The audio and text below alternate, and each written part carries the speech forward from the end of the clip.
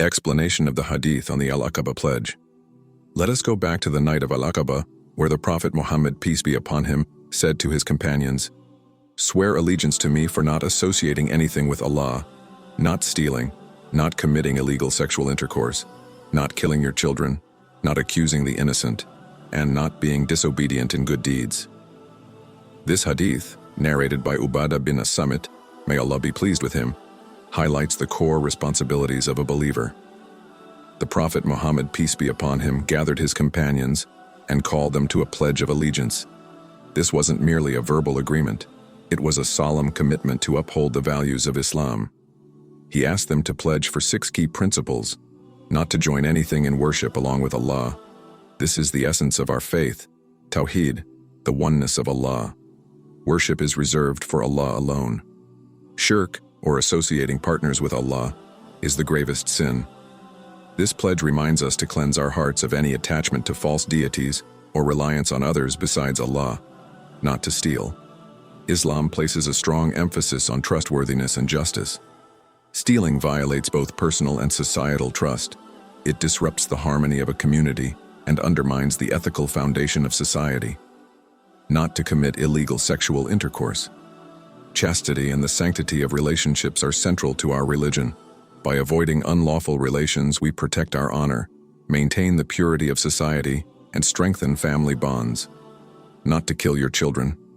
Subhanallah, in pre-Islamic Arabia, infanticide was a dark practice. This pledge abolished such cruelty, emphasizing the sanctity of life and the immense blessing that children represent. Allah is the provider for all.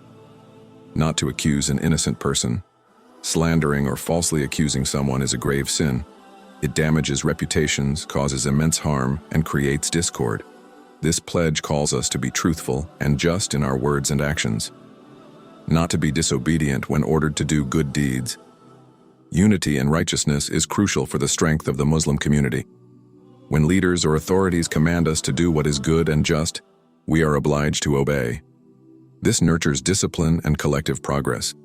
The Prophet, peace be upon him, then gave 2 scenarios regarding these pledges. Fulfilling the pledge. Those who adhere to these principles will be rewarded by Allah. This is the ultimate success, pleasing Allah and attaining His eternal reward. Breaking the pledge.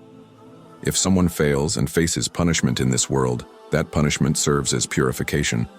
It's an expiation for their sin, and Allah will not hold them accountable again in the hereafter. But if someone sins and Allah conceals their wrongdoing, then it is entirely up to Allah. He may forgive out of His infinite mercy or punish out of His justice. Breaking the pledge. Now let us reflect on what the Prophet Muhammad, peace be upon him, said about failing to uphold these pledges. For those who commit any of these sins but are punished in this world, the Prophet, peace be upon him, explained that if someone violates one of these pledges, except associating partners with Allah, and faces the consequences in this life, such as legal punishment or other forms of worldly hardship, this serves as an expiation for their sin. This means Allah, in His wisdom, uses the worldly punishment to cleanse the person of their wrongdoing, so that they are not held accountable for it in the hereafter. For those whose sins are concealed by Allah in this world, if someone commits one of these sins but Allah conceals it and no punishment is given in this world, then their fate rests solely with Allah. Out of His immense mercy and justice, Allah may choose to forgive the sin entirely, or He may hold the person accountable in the hereafter. This hadith is a blueprint for a moral and righteous life. It teaches us the importance of belief in Allah's oneness, the value of ethical conduct in our interactions, the sanctity of life, truth, and community, that Allah's justice is balanced with mercy. Let us ask ourselves, are we upholding these principles in our daily lives? Are we striving to fulfill the pledges that define a true believer? May Allah help us live by these values, forgive our shortcomings, and reward us for our sincere efforts.